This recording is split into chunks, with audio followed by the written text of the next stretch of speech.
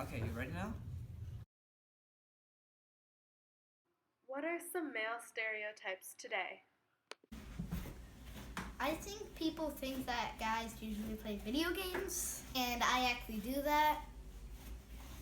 One of the ones I've been playing for a little bit is Broforce.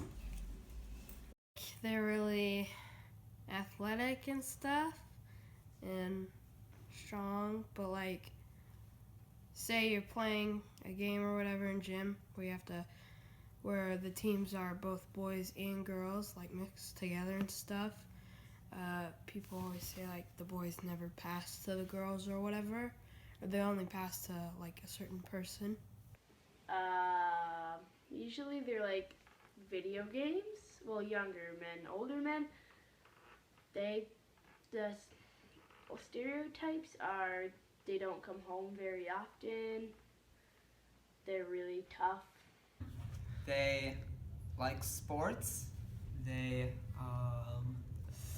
are not respectful to the female gender, and they are athletic. Well, you gotta be tough and got like the big muscles and the six pack, you know. No emotion, you know, just like gotta be a tough guy, the defender. Men can't cry. They have to be like, if not muscular, they at least have to be big. You can't really show emotion, and if you show emotion, the emotions have to be like anger.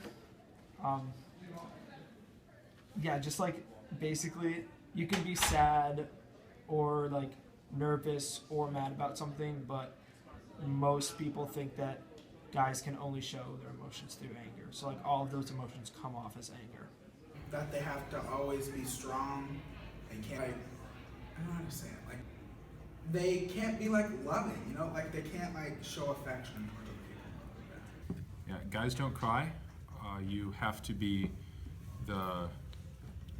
in any relationship, you have to be the strong one, kind of the rock. Male stereotypes are that you need to be macho, that you need to be able to provide for the family, you need to be the breadwinner, that you should play sports, you should do, you know, the typical guy things. Those sorts of things would be male stereotypes. That they have to be strong and unemotional. I think that it's fine to be emotional, and that include kind of an inner strength.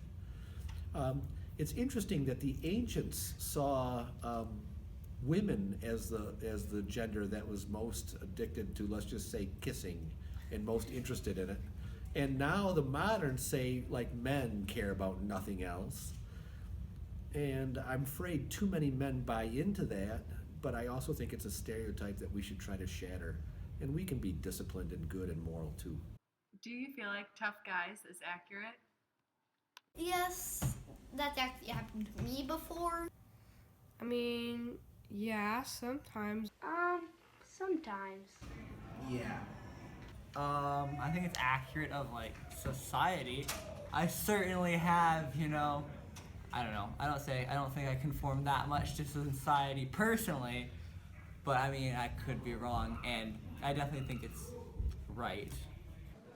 Well, no. Guys have the same emotions girls do. Really, they're just like sort of society limits them to like anger and happiness. So no, it's not accurate at all. I guess because we learned in school, it better be accurate, Yeah. right? Yes, I do. Expected to make it on your own. If you're not out of your parents' house by the time you're 24, you're a failure. There's a study at like age 9 is where it starts to change, of where boys cry like 30% less, and there's like a study of that and how that kind of correlates with the rise of male suicide rates, because they're not able to feel as though they can express their emotions, and they still have these problems, but they can't talk about it with everyone, so they just internalize everything, and it's super unhealthy. Yes, I who embrace emotion still cannot cry in front of my wife. I have to be tough in front of her, and I would feel like a failure as a husband and a male to cry in front of her. So I quietly cry beside her, and she believes I have never cried near her. ever felt left out for not being manly enough? Not that I can remember. No.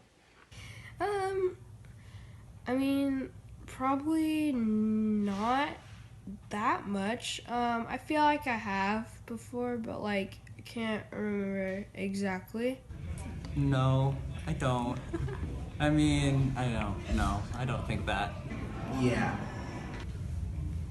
Yeah.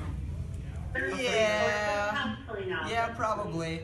I'm not the most athletic type of person, you may know. So, I guess in the past, I have, yes. Well, like, I do theater, so no, because no one there is really manly. But, like, no, not really. It's no one really excludes you. They might just judge you, though. It's the bigger problem, I think. I wouldn't say I ever felt that. I always played on the basketball team. You know, I was part of that group if I wanted to be, but I didn't fit in perfectly.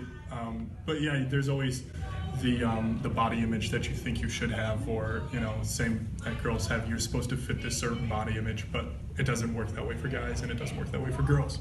And the impossible standards that are set for some people. Oh yeah, look at me. Yes, if I go, to be honest with you, and I love these guys, but if I go to the sports head teachers lounge, I don't feel comfortable. I don't know enough about sports. I don't care who wins that much, and I'm sure they look down on me a little bit for that. They tolerate me. They're really nice guys. They're all my friends, but yeah, I'm a little left out. What does it mean to be a man of God? Like, I don't really. A man of God? A man of God?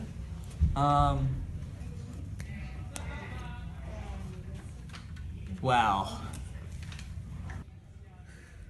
That you give your heart to Jesus. It means to work your hardest to do what is right and to stand up for others. Teach others about God and stuff, and like always like stand up for other people. I think like humility, and not, I think a lot of what the Tough Guys says is all about self and being the best kind of, I don't know, on the outside. And I think being a man of God really focuses on being good on the inside and less physical things than the Tough Guys focuses on.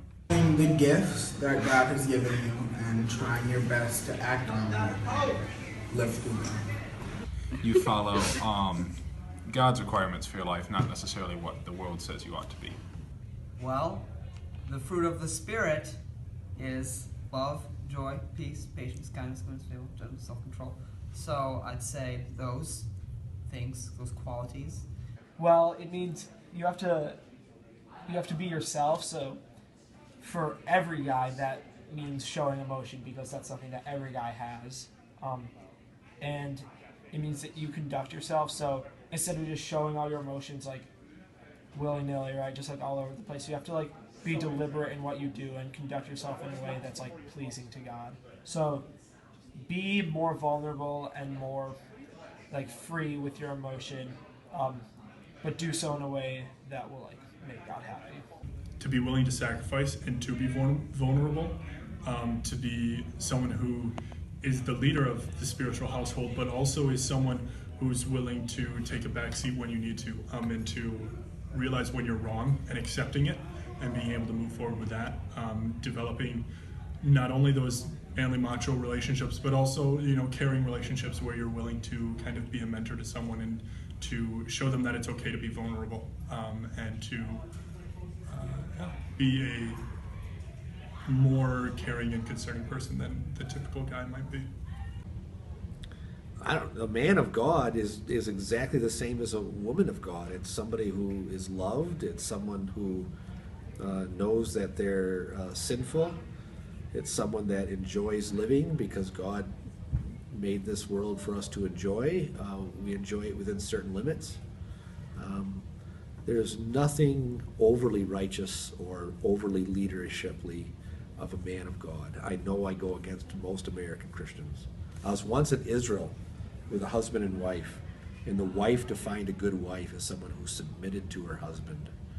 And the husband defined a husband as someone that ruled over his wife. And they got in an argument, and he said no. And she just went like this. And for the world of me, I just thought that was an ugly picture of both a man and woman of God. Anything else you'd like to say to the camera? Have a good day. Yeah. Bye.